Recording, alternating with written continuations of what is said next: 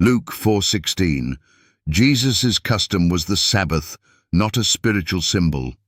Luke 4:16 doesn't leave room for interpretation, confusion, or theological gymnastics.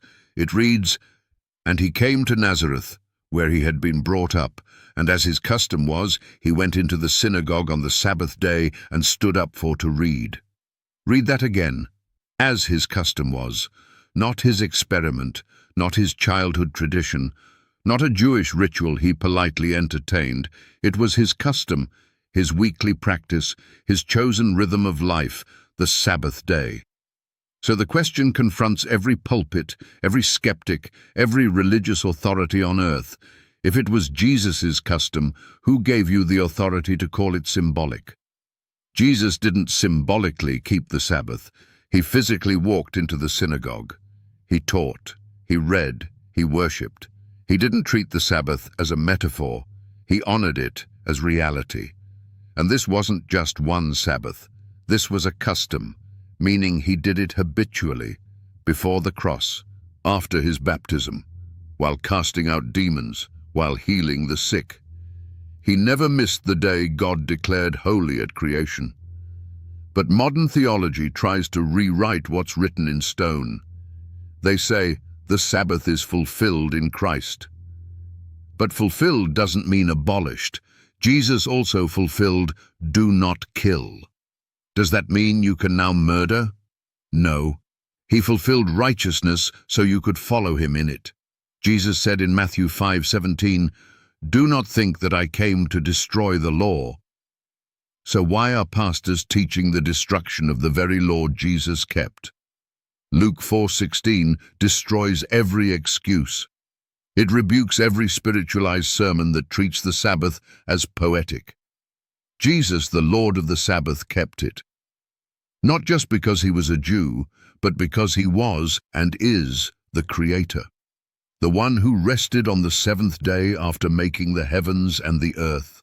And if the Son of God needed rest, who are you to say the Sabbath doesn't apply to you?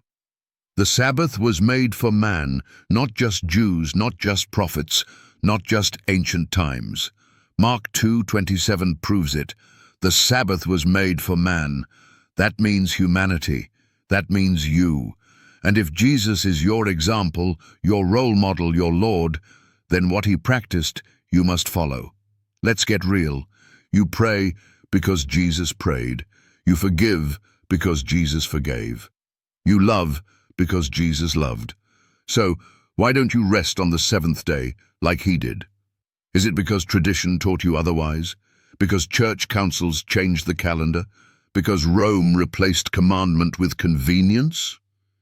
If your answer to any of that is yes, then you're following man, not the Messiah. Luke 4:16 isn't just a verse, it's a mirror that reflects what Jesus did and exposes what most churches don't. It doesn't say Jesus worshipped on any day he chose. It doesn't say he spiritualized the Sabbath into a lifestyle. It says he honored a specific day, the seventh day, and called it holy. And nowhere does Scripture say he changed it. Nowhere do the apostles teach a new day. Nowhere does the Bible declare Sunday sacred. That doctrine came centuries later, and it didn't come from heaven. So, what will you do with Luke 4:16? Will you explain it away or obey it? Because if Jesus kept the Sabbath and you claim to follow him, then Sunday worship is not just a difference of opinion, it's a rejection of his example. He's not just your Savior, he's your Lord. And the Lord of the Sabbath still calls you to remember what the world forgot. You say you walk with Jesus, then walk with him into the synagogue on the Sabbath day, as his custom was.